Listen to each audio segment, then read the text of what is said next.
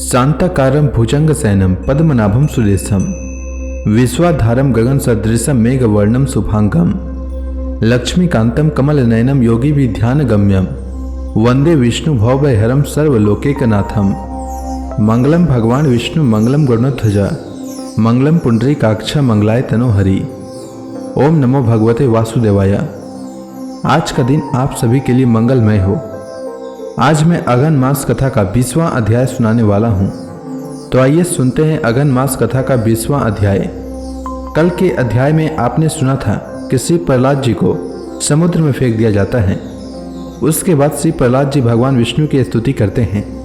उसके बाद क्या होता है आइए सुनते हैं। श्री पराशर जी आगे बोले, हे द्विज, इस प्रकार भगवान विष्णु को अपने से अभिन्न चिंतन करते करते पूर्ण तन्मयता प्राप्त हो जाने से उन्होंने अपने को अच्युत रूप ही अनुभव किया।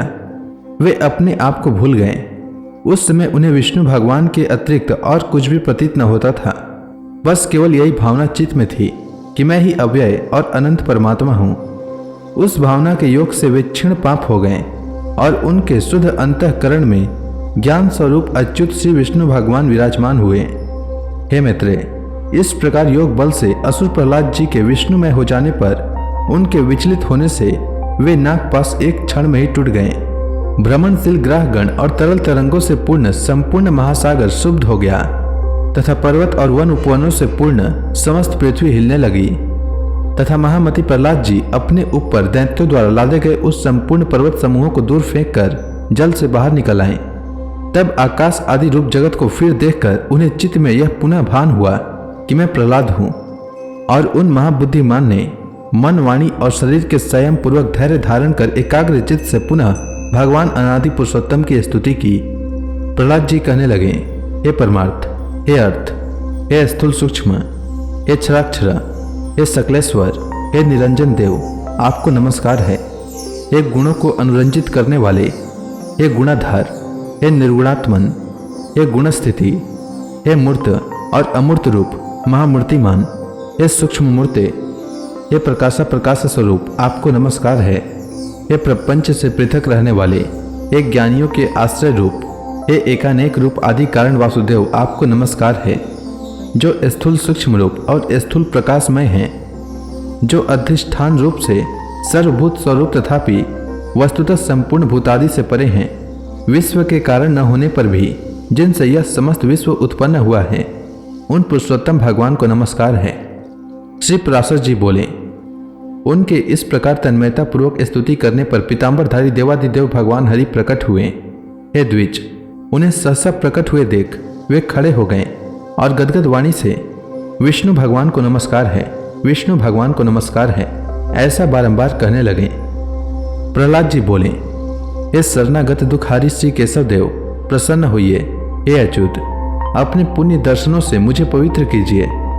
श्री भगवान बोले, हे प्रहलाद, मैं तेरी अनन्य भक्ति से अति प्रसन्न हूं। तुझे जिस वर की इच्छा हो मांग ले। प्रहलाद जी बोले, हे नाथ, सहस्त्रों योनियों में से मैं जिस में भी जाऊं उसी में, हे अच्युत, आप में मेरी सर्वदा अक्षुण्ण भक्ति रहे।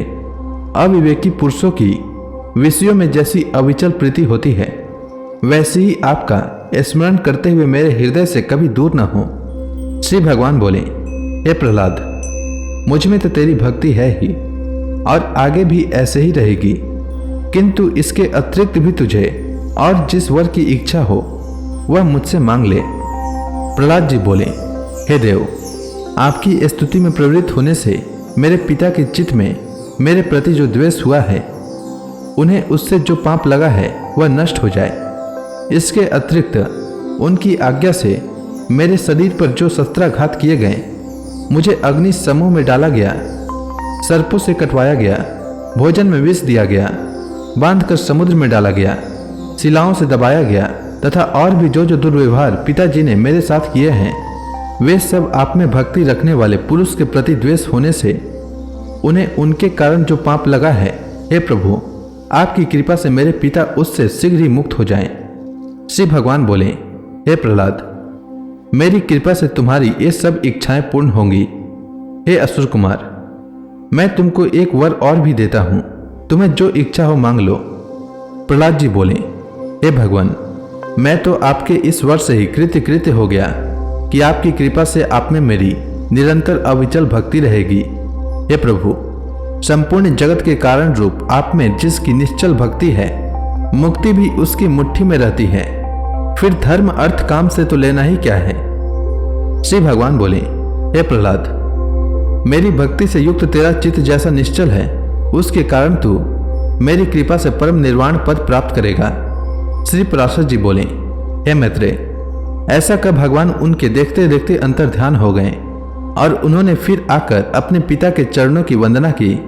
हे द्विज, तब पिता हिरण्यकशिपु ने जिसे नाना प्रकार से पीड़ित किया था, उस पुत्र का सिर सूंघकर आंखों में आंसू भरकर कहा, बेटा, जीता तो तू ही है। वह महान असुर अपने किए पर पछताकर फिर प्रहलाद से प्रेम करने लगा और इसी प्रकार धर्मज्ञ प्रहलाद जी भी अपने गुरु और माता पिता की सेवा करने लगे।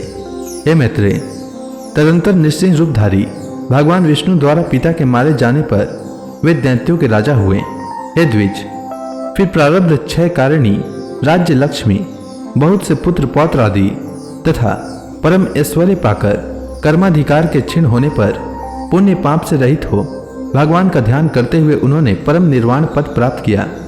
हे मैत्रेय, जिनके विषय में तुमने पूछा था, वे परम भगवत भक्त महामति दैत्य प्रवर प्रहलाद जी ऐसे प्रभावशाली हुए। उन महात्मा प्रहलाद जी के इस चरित्र को जो पुरुष सुनता है, उसके पाप शीघ्र ही नष्ट हो जाते हैं। हे मैत्रेय, इसमें संदेह नहीं कि मनुष्य प्रहलाद चरित्र के सुनने या पढ़ने से दिन रात के निरंतर किए हुए पाप से अवश्य छूट जाता है। हे द्विज, पूर्णिमा, अमावस्या, अष्टमी अथवा द्वादशी को इसे पढ़ने से मनुष्य को गोदान का फल मिलता है। जिस प्रकार भगवान ने प्रहलाद जी के संपूर्ण आपत्तियों से रक्षा की थी, उसी प्रकार वे सर्वदा उसकी भी रक्षा करते हैं जो उनका चरित्र सुनता है।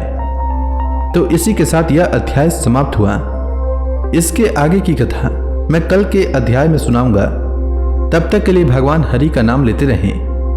तो प्रेम से बोलिए भगवान विष्णु की जय, श्री कृष्ण भगवान की जय, लक्ष्मी माता की जय, तुलसी माता की जय, समस्त देवी देवताओं की जय।